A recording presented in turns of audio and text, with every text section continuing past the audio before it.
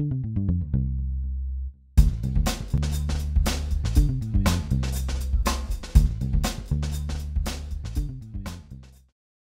ideal of the whole Web 2.0 spaces, the social network sites, was people were were celebrating that, because there's this, there's this utopic ideal that people from across the world are coming together, networking, and your social capital is just blossoming across board, right? But that's not really the case. MySpace was supposedly completely free of that, and that really, didn't work as much, and that's why Facebook, in many ways, took over, because these became semi-private spaces where you allowed people of who you knew, and so already you've tightened that boundary. But even within it, it's still seen much more open. But today the trend is as such that you have many micro communities within, like almost like the gated communities of the society today. In fact, gated communities, and I always talk about spaces offline and online, and in fact my second book is about real and virtual space, because I can't help but see it reflects one another.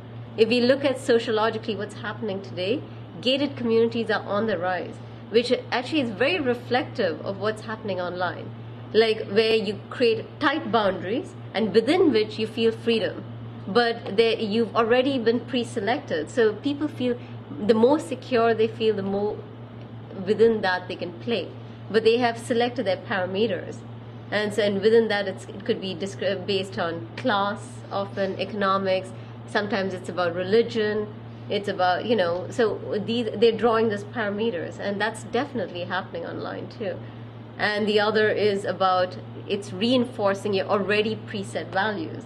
So if I'm a Republican or a Democrat, then I'm only exposing myself to other Republicans or other Democrats. And Facebook already has these features which screens out links you don't click on, right? So it's a sort of called the whole filter bubble phenomena. So basically Facebook already says, okay, interesting that you are, as a user, clicking on these sites. They happen to be only, if I'm a Republican, I'm only clicking a Republican site. You obviously only want to know about Republican news, so we're only going to give you more of what you want. So it's reinforcing your perspectives. So there's definitely the danger of it's fine, we all have a set of values and beliefs, but the question is, how are we going to get multiple perspectives if we are being cocooned, we are cocooned within cocoons? And it's something to really watch out for. And I would say educators in this sense really come into use, because it's not going to be coming from the individual who's going to reach out to it necessarily. It has to be almost imposed upon sometimes, and you force people to be in a discomfortable situation, uncomfortable situation.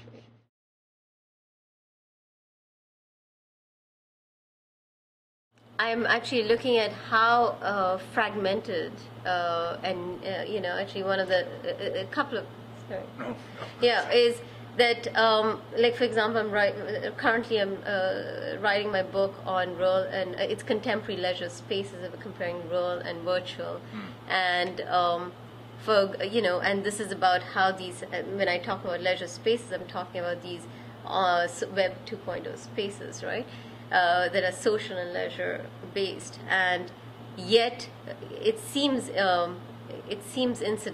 innocent, and yet it's deeply political, as you've seen in the Occupy Wall Street movement, as well as the Arab Spring, so on and so forth. So these become political spaces. So I'm very interested in this temporality of how these leisure spaces get usurped for a number of, like, for politics, also by corporations. Corporations are realizing the usefulness of inhabiting these leisure spaces. So almost all these corporations, a decade ago, they would have sued a blogger. Today they're hiring bloggers. Look at Microsoft,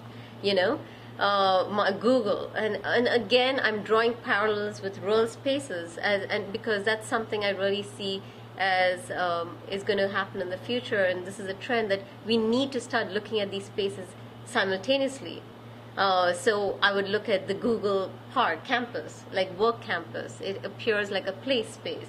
And if you go to Palo Alto, where they're like on these little bikes, I've been there. It's a lot of fun. You have sculptures, you have cafes, people are at basketball courts. You think you're on a college campus. In fact, it's better than any college campus, right? Free smoothies, right? Yoga classes. The point is that corporations are realizing that if you can make people feel that they're enjoying work and they're experiencing leisure, you can really make them even more productive. So it's not about demarcating play against work. It's about if work is play, people will work more. So there's a shift in mindsets, and that's being and that's obviously being influenced and circulated online. And so these are extensions. So you see the corporate realm, you see the political realm, you see the social realm. So I'm very interested in looking at these dimensions. And the other is about knowledge constructions online, about how people, this whole idea of global knowledge, or how people are going to just act, what are we going to do? This is a knowledge society. How are we going to understand what people are understanding, in terms of different issues? How are they constructing knowledge, right? So a lot of people, I believe, are peripherally engaging with a whole host of information. So when do they really go deep, and why? And how are they demarcating information? What constitutes as the correct information today?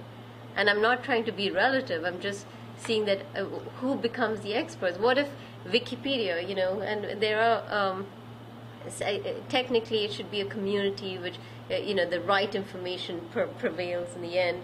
But what if it stops at and there's misinformation? It becomes almost a fact. People read Wikipedia as if it's a fact, right? A series of facts. So it's interesting to see how that's shaping our knowledge society. But yeah, I would say these are the dimensions, at least for now. So. Well, thank you. Thank you for coming here, and thank you for talking with us. Well, thank you for having me here.